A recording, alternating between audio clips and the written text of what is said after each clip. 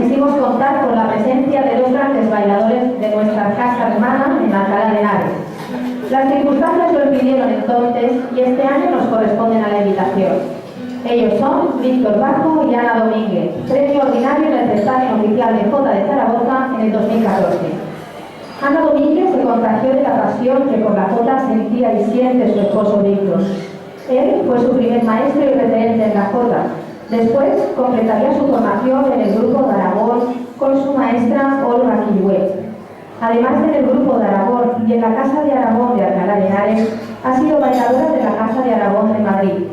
Actualmente, Ana, junto a Víctor, toman parte como bailadores en el espectáculo Miscelánea de su amigo Sergio Sanz, donde han tenido la oportunidad de estrenar una jota creada por Víctor y dedicada a su hija Vega, y ahora disfrutaremos, la jota de Alcalá de la Selva.